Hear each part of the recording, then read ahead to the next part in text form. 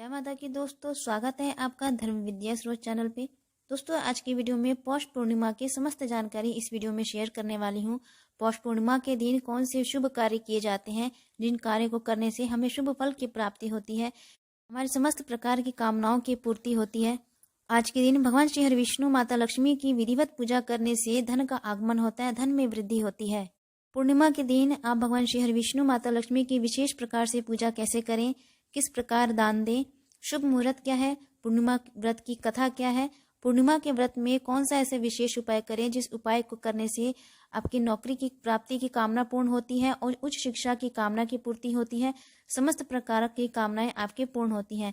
तो आज की वीडियो में मैं ये सभी बातें शेयर करने वाली हूँ। वीडियो में अंत तक जरूर बने रहिए। तो शुरू करते हैं अपना वीडियो। दोस्तों, सबसे पहले बात कर लेते हैं पौष पूर्णिमा के शुभ मुहूर्त के बारे में। पौष पूर्णिमा का शुभ मुहूर्त है 17 जनवरी रात 3:18 से शुरू होकर 18 जनवरी सुबह 5:17 तक की समाप्ति होगी। दोस्तों, पौष पूर्णिमा का व्रत धारण करने से हमारे जीवन की समस्त प्रकार की कामनाएं पूर्ण होती हैं। जो हम चाहते हैं, जो हमने सोचा भी नहीं होगा, वे सभी कामनाएं हमारी व्रत धारण करने से पूर्ण होती है। जो व्यक्ति धन वृद्धि करना चाहता है, व्यापार में वृद्धि चाहते हैं, या पुत्र प्राप्ति की कामना रखते हैं, संतान प्राप्ति की कामना रखते हैं, उच्च शिक्षा, उच्च नौकरी की कामना रखते हैं, वैवाहिक जीवन को सुखी बनाना चाहते हैं, सुख समृद्धि धन संपत्ति में वृद्धि रखना चाहते हैं, तो वे आज के दिन इस विशेष उपाय को अवश्य करें। इस विशेष उपाय को आज के दिन आप करते हैं तो इसमें शीघ्र फल की प्राप्ति होती है और शुभ फल की प्राप्ति होती है। दोस्तों, किसी भी प्रकार के व्रत या पूजा करने से पहले हमें कुछ नियमों का पालन करना होता है। यदि हम नियम का पालन करते हैं तो हमारे व्रत में शुभ फल की प्राप्ति होती है और व्रत पूर्ण माना जाता है। तो व्रत रखने से पहले आपको एक दिन पहले सात्विक भोजन का सेवन करें, ब्रह्मचर्य का पालन करें, किसी की किसी प्रकार की कोई निंदा ना करें, अपने मन में किसी के लिए ईर्ष्या द्वेष जैसी भावना ना रखें, वाद विवाद से दूर रहें, किसी की चुगली ना करें। जितना हो सके भगवान श्री हरि विष्णु माता लक्ष्मी के मंत्रों का जाप करते रहें, उनके नाम का सुमिरन करते रहें। हो सके तो रात को जागरण करें, सुबह जल्दी उठकर नहा धोकर स्वच्छ वस्त्र धारण करके पीले रंग के वस्त्र धारण करें, मंदिर को साफ सुथरा रखें, गंगा जल से छिड़काव करें, भगवान श्री हरि विष्णु माता लक्ष्मी की प्रतिमा को प्रणाम करें और हाथ में थोड़ा सा गंगा जल और पुष्प लेकर अपने व्रत का संकल्प लें। संकल्प आपको सुबह ही ले लेना है कि मैं व्रत धारण कर रही हूँ अपनी इस कामना के लिए, और जो भी आपकी विशेष कामना है इस कामना को बोलते हुए उस व्रत का संकल्प लेना है। भगवान श्री हरि विष्णु माता लक्ष्मी की प्रतिमा को प्रणाम कर उनका गंगा जल से अभिषेक करें, रोली कुमकुम चंदन से तिलक करें, माता लक्ष्मी को श्रृंगार की वस्तुएं अर्पित करें, धूप दीप ज्योत प्रज्वलित करें, भोग अर्पित करें। भोग में माता लक्ष्मी को आप खीर अर्पित करें, भगवान श्री हरि विष्णु को आप 5 प्रकार की मिठाई अर्पित कर सकते हैं, मेवे का भोग लगा सकते हैं, फल का भोग लगा सकते हैं। भोग में तुलसी का पत्ता अवश्य डालें। इस प्रकार से विधिवत पूजा करने के बाद पूर्णिमा व्रत का कथा श्रवण अवश्य करें। आज के दिन आपको अपने विशेष कामना की पूर्ति के लिए विशेष कार्य क्या करना है। आज के दिन यदि आप शिव मंदिर जाते हैं, शिव मंदिर जाकर भगवान शिव के शिव परिवार की पूजा करते हैं तो समस्त प्रकार की कामनाएं पूर्ण होती हैं। आज के दिन यदि आप अपनी कामना बोलते हुए गाय और नंदी को एक साथ गुड़ के साथ रोटी खिलाते हैं तो आपकी कामना पूर्ण होती है, लक्ष्मी का आशीर्वाद प्राप्त होता है, साथ ही श्री हरि विष्णु की कृपा भी आपको प्राप्त होती है। आज के दिन अपने घर के मंदिर में दक्षिणावर्ती शंख स्थापित करें। दक्षिणावर्ती शंख को गंगा जल से अभिषेक करें, कुमकुम चंदन रोली से तिलक करें। पूर्ण रूप से विधिवत पूजा करने के बाद एक तांबे के पात्र में गंगा जल से भरकर भगवान श्री हरि विष्णु माता लक्ष्मी की प्रतिमा के सम्मुख दक्षिणावर्ती शंख को स्थापित कर दे। माता लक्ष्मी से अपनी जो भी कामना हो, कामना कहते हुए उस दक्षिणावर्ती शंख को स्थापित करें। प्रतिदिन दक्षिणावर्ती शंख की पूजा करें, सुबह शाम धूप दीप ज्योत दिखाएं। दक्षिणावर्ती शंख घर में स्थापित करने से माता लक्ष्मी का आगमन बना रहता है, माता लक्ष्मी का स्थिर निवास आपके घर में सदा सर्वदा बना रहता है। आपके जो भी कार्य अटके हुए हैं, जो काम बन नहीं रहे हैं, उन कार्यों में सफलता मिलती है। दोस्तों, आज के दिन या अन्य दिन भी आप केसर का तिलक अपने मस्तक पर लगाकर घर से निकलते हैं किसी भी कार्य के लिए, उस कार्य में सफलता मिलती है। यदि आप परीक्षा देने जा रहे हैं या नौकरी के लिए इंटरव्यू देने जा रहे हैं तो केसर के तिलक को मस्तक पर लगा कर निकलें, इससे आपके कार्य में सफलता मिलेगी, आपका इंटरव्यू में सफलता मिलेगी और आपको उच्च नौकरी की प्राप्ति होगी। जो व्यक्ति पूर्णिमा का व्रत धारण करते हैं, पूर्णिमा के दिन भगवान श्री हरि विष्णु माता लक्ष्मी की विधिवत पूजा करने के बाद उनके मंत्र जाप के बाद पूर्णिमा व्रत कथा का श्रवण अवश्य करना चाहिए। या जो व्यक्ति व्रत नहीं रखते हैं, व्रत धारण नहीं करते हैं, उन्हें भी पूर्णिमा व्रत कथा का श्रवण अवश्य करना चाहिए। तो पूर्णिमा की व्रत कथा इस प्रकार है। द्वापर युग में एक समय की बात है कि यशोदा जी ने कृष्ण से कहा, हे कृष्ण, तुम सारे संसार के उत्पन्न करता, पोषक तथा उसके संहार करता हो। आज कोई ऐसा व्रत मुझसे कहो जिसके करने से मृत्यु लोक में स्त्रियों को विधवा होने का भय न रहे। यह व्रत सभी मनुष्यों की मनोकामनाओं पूर्ण करने वाला हो। भगवान श्री कृष्ण कहने लगे, हे माता, तुमने अति सुंदर प्रश्न किया है। मैं तुमसे ऐसे ही व्रत को सविस्तार कहता हूँ। सौभाग्य की प्राप्ति के लिए स्त्रियों को 32 पूर्णिमासियों का व्रत करना चाहिए। इस व्रत के करने से स्त्रियों को सौभाग्य की संपत्ति मिलती है। यह व्रत अचल और सौभाग्य देने वाला एवं भगवान शिव के प्रति मनुष्य मात्र की भक्ति को बढ़ाने वाला है। यशोदा जी कहने लगी, हे कृष्ण, सर्वप्रथम इस व्रत को मृत्यु लोक में किसने किया था? इसके विषय में विस्तार पूर्वक मुझसे कहो।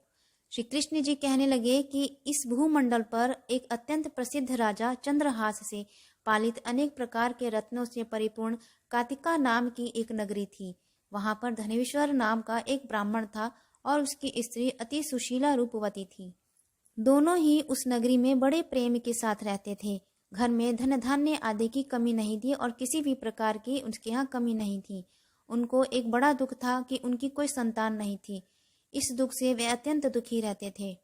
किसी और की संतान को देखकर उन्हें बड़ी आस लगती थी कि काश हमारी भी एक संतान होती। एक समय एक बड़ा तपस्वी योगी उस नगरी में आया। वह योगी उस ब्राह्मण के घर को छोड़कर अन्य सब घरों से भिक्षा लाकर भोजन किया करता था, परंतु उनके घर से नहीं करता था। रूपवती से वह भिक्षा नहीं लिया करता था। उस योगी ने एक दिन रूपवती से भिक्षा न लेकर किसी अन्य घर से भिक्षा लेकर गंगा किनारे जाकर चान को प्रेम पूर्वक खा रहा था। धनेश्वर ने योगी का यह सब कार्य किसी प्रकार से देख लिया। अपनी भिक्षा के अनादर से दुखी होकर धनेश्वर योगी से बोला, हे महात्मन, आप सब घरों से भिक्षा लेते हैं परंतु मेरे घर की भिक्षा कभी नहीं लेते, इसका क्या कारण है? योगी ने कहा कि निसंतान के घर की भीख पतितों के अन्न के तुल्य होती है और जो पतितों का अन्न खाता है वह भी पतित हो जाता है। चूंकि तुम निसंतान हो, अतः पतित हो जाने के कारण भय से मैं तुम्हारे घर की भिक्षा नहीं लेता हूँ। धनेश्वर यह बात सुनकर अपने मन में बहुत दुखी हुआ और हाथ जोड़कर योगी के पैरों में गिर पड़ा तथा अर्थभाव से कहने लगा, हे महाराज, यदि ऐसा है तो आप मुझको पुत्र प्राप्ति का उपाय बताइए। आप सर्वज्ञ हैं, मुझ पर अवश्य ही कृपा कीजिए। धन की मेरे घर में कोई कमी नहीं, परंतु मैं पुत्र न होने के कारण अत्यंत दुखी हूँ। आप मेरे इस दुख का हरण करें, आप सामर्थ्यवान हैं। यह सुनकर योगी कहने लगे, हे ब्राह्मण, तुम चंडी की आराधना करो। घर आकर उसने अपनी स्त्री से सब वृत्तांत कहा और स्वयं तप के निमित्त वन में चला गया। वन में जाकर उसने चंडी की उपासना की और उपवास किया।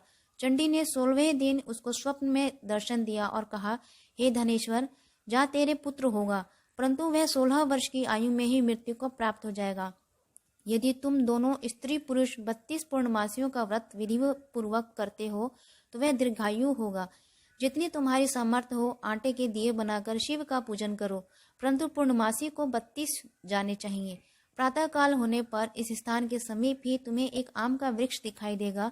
उस पर तुम चढ़कर एक फल तोड़कर शीघ्र अपने घर ले आना। अपनी स्त्री से सब वृत्तांत कहना। ऋतु स्नान के पश्चात वह स्वच्छ होकर श्री शंकर जी का ध्यान करके उस फल को खा लेगी। तब शंकर भगवान की कृपा से उसको गर्भ हो जाएगा। जब वह ब्राह्मण प्रातःकाल उठा तो उसके स्थान पर के पास एक आम का वृक्ष देखा जिस पर एक अत्यंत सुंदर आम का फल लगा हुआ था। उस ब्राह्मण ने उस आम के वृक्ष पर चढ़कर उस फल को तोड़ने का प्रयत्न किया, परंतु वृक्ष पर कई बार प्रयत्न करने पर भी वह नहीं चढ़ पाया। तब तो ब्राह्मण को बहुत चिंता हुई और विघ्न विनाशक श्री गणेश जी की वंदना करने लगा। हे दयानिधे, अपने भक्तों के विघ्नों का नाश करके उनके मंगल कार्य को करने वाले, दुष्टों का नाश करने वाले, रिद्धि सिद्धि के देने वाले, आप मुझ पर कृपा कीजिए। इतना बल दे कि मैं अपने मनोरथ को पूर्ण कर सकूं। इस प्रकार गणेश जी की प्रार्थना करने के बाद उनकी कृपा से धनेश्वर वृक्ष पर चढ़ गया और उसने एक अति सुंदर आम का फल देखा। उसने विचार किया कि जो वरदान से फल मिला था वह यह है और कोई फल दिखाई नहीं देता। उस धनेश्वर ब्राह्मण ने जल्दी से उस फल को तोड़कर अपनी स्त्री को लाकर दिया और उसकी स्त्री ने अपनी पति के कथा अनुसार उस फल को खा लिया। वह गर्भवती हो गई। देवी जी की असीम कृपा से उसे एक अत्यंत सुंदर पुत्र प्राप्त हुआ, जिसका नाम उन्होंने देवीदास रखा। माता पिता के हर्ष और शोक के साथ वह बालक शुक्ल पक्ष के चंद्रमा की भांति अपने पिता के घर में बढ़ने लगा। भवानी की कृपा से वह बालक बहुत ही सुंदर, सुशील और आज्ञानुसार बना। दुर्गा जी के आज्ञानुसार उसकी माता ने 32 पूर्णमासी का व्रत रखना प्रारंभ कर दिया, जिसके उससे पुत्र बड़ी आयु वाला हो गया। 16वां वर्ष लगते ही देवीदास के माता पिता को बड़ी चिंता हो गई कि कहीं उनके पुत्र की इस वर्ष मृत्यु न हो जाए। इसलिए उन्होंने अपने मन में विचार किया कि यदि वह दुर्घटना उनके सामने हो गई तो वह कैसे सहन न कर सकेंगे।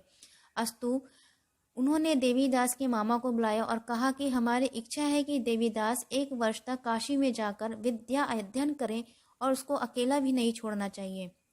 इसलिए साथ में तुम चले जाओ और 1 वर्ष पश्चात इसको वापस लौटा लाना। सब प्रबंध करके उसके माता पिता ने काशी जाने के लिए देवीदास को एक घोड़े पर बैठाकर उसके मामा को उसके साथ कर दिया, किंतु यह बात उसके मामा या किसी और से नहीं कही।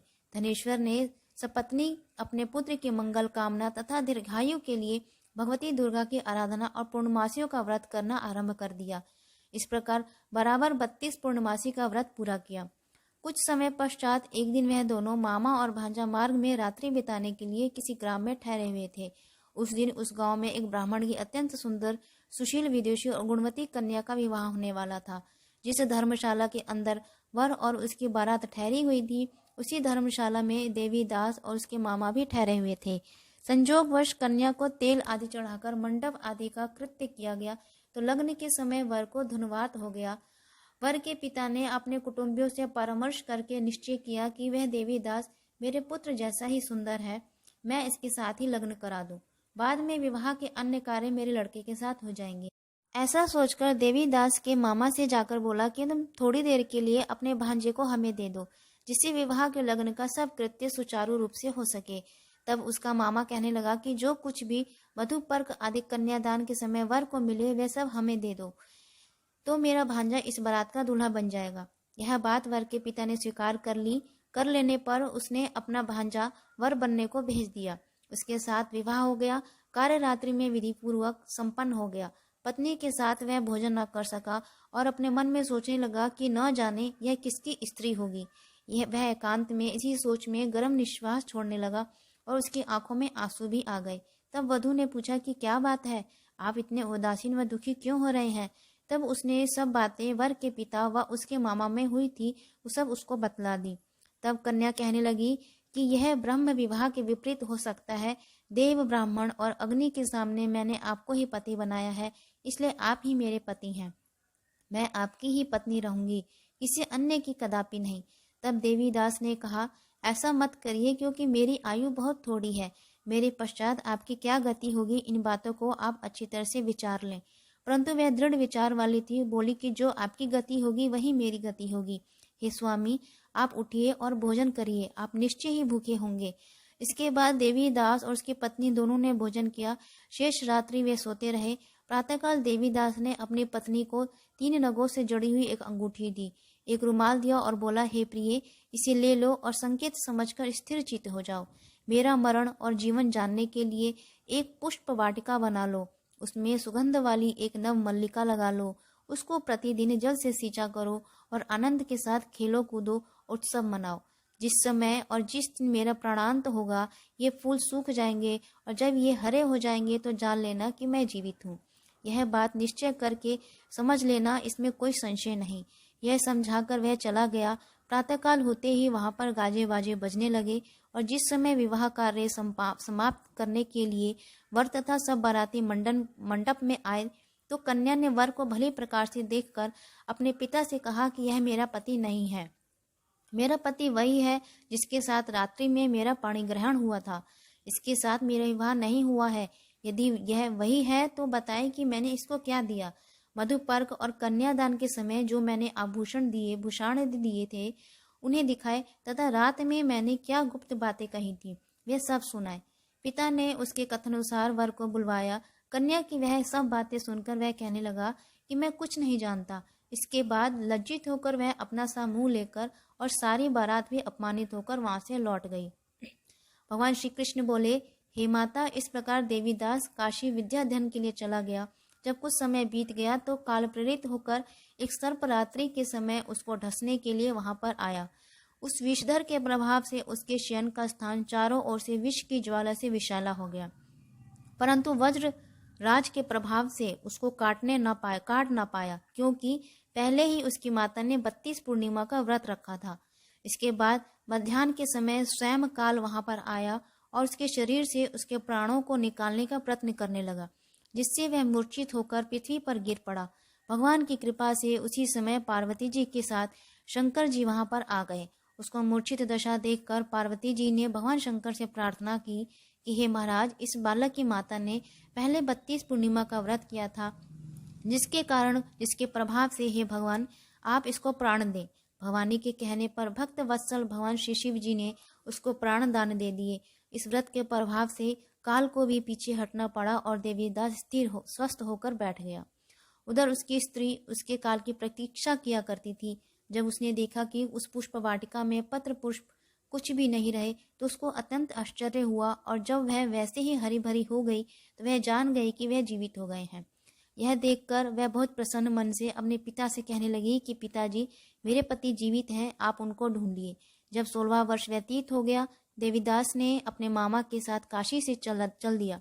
इधर उसके ससुर उसको ढूंढने के लिए अपने घर से जाने वाले ही थे कि दोनों मामा भांजा वहां पर आए, और उसको आया देखकर उसका ससुर बड़ी प्रसन्नता के साथ अपने घर में ले आया। उस समय नगर के निवासी भी वहां इकट्ठे हो गए और सबने निश्चय किया कि अवश्य ही इस बालक के साथ इस कन्या का विवाह हुआ था। इस बालक को जब कन्या ने देखा तो पहचान लिया और कहा कि यह तो वही है जो संकेत करके गया था। तत्परांत सभी कहने लगे कि भला हुआ जो यह आ गया, और सब नगरवासियों ने आनंद मनाया। कुछ दिन बाद देवीदास अपनी पत्नी और मामा के साथ अपने ससुर के घर से बहुत सा उपहार आदि लेकर अपने घर के लिए प्रस्थान किया। जब वह अपने गांव के निकट आ गया तो कई लोगों ने उसको देखकर उसके माता पिता को पहले ही जाकर खबर दे दी कि तुम्हारा पुत्र देवीदास अपनी पत्नी और मामा के सहित आ रहा है। ऐसा समाचार सुनकर पहले तो उन्हें विश्वास ही नहीं हुआ, किंतु जब और लोगों ने भी आकर उनकी बात का समर्थन किया तो उनको बड़ा आश्चर्य हुआ।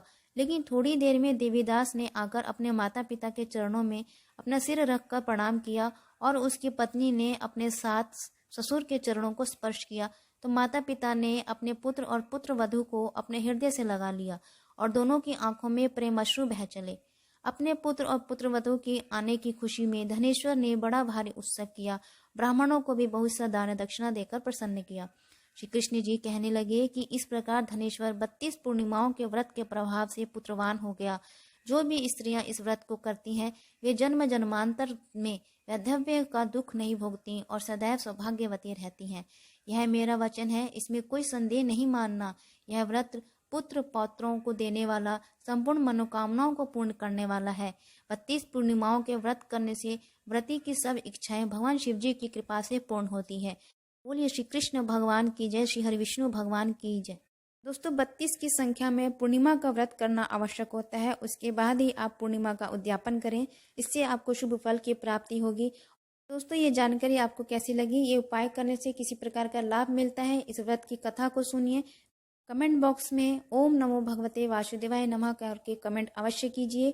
सब्सक्राइब कर लीजिए मेरे चैनल को, बेल आइकन को जरूर प्रेस कीजिए। इससे आने वाली वीडियो की जो भी नोटिफिकेशन होगी वो आपको मिलती रहेगी। लाइक कीजिए, शेयर कीजिए। तो मिलते हैं अगले वीडियो में, तब तक के लिए नमस्कार। जय माता की दोस्तों, स्वागत।